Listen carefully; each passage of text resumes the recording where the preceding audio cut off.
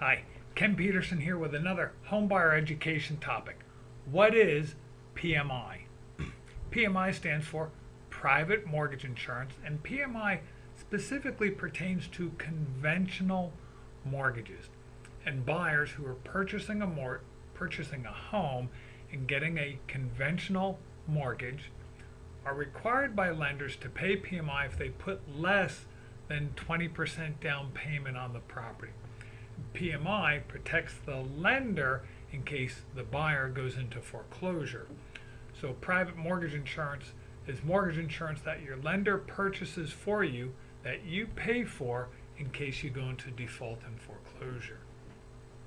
FHA loans, USDA loans have a similar mortgage insurance cost, but that insurance cost comes from the US government, and that's how they insure those loans. So today we're talking about PMI for conventional mortgages.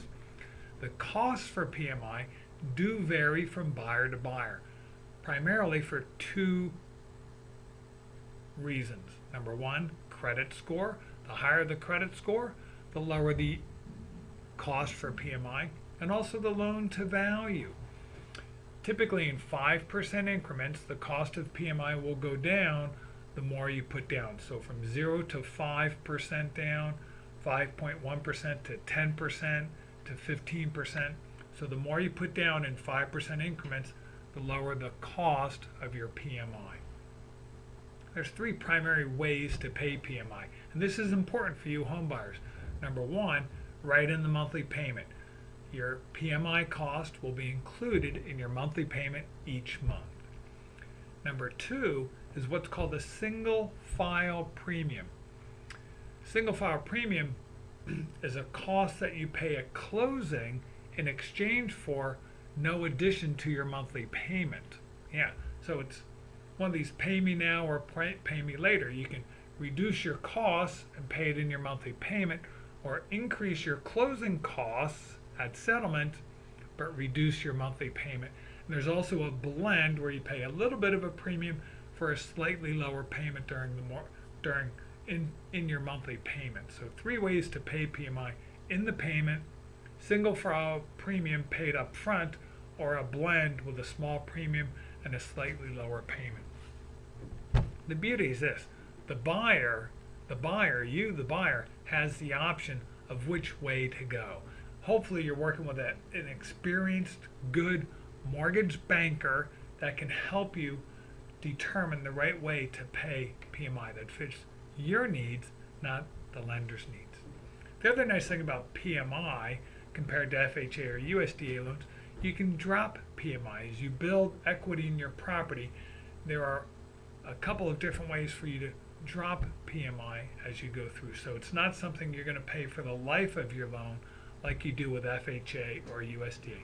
Contact your servicer, the company you're making your payments to check on their criteria for dropping PMI.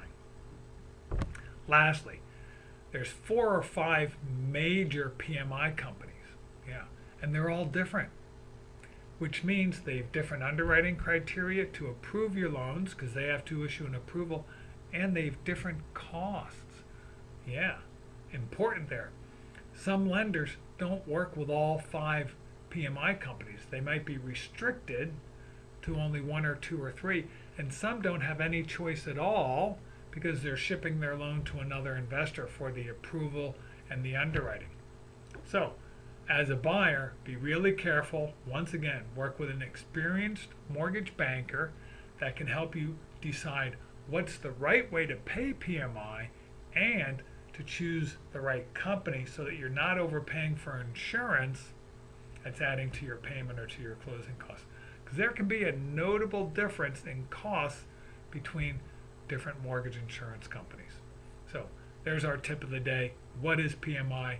And our recommendation to you: work with a good, experienced mortgage banker that has options to design a mortgage program for you, not for the lender. Take care and have a great day.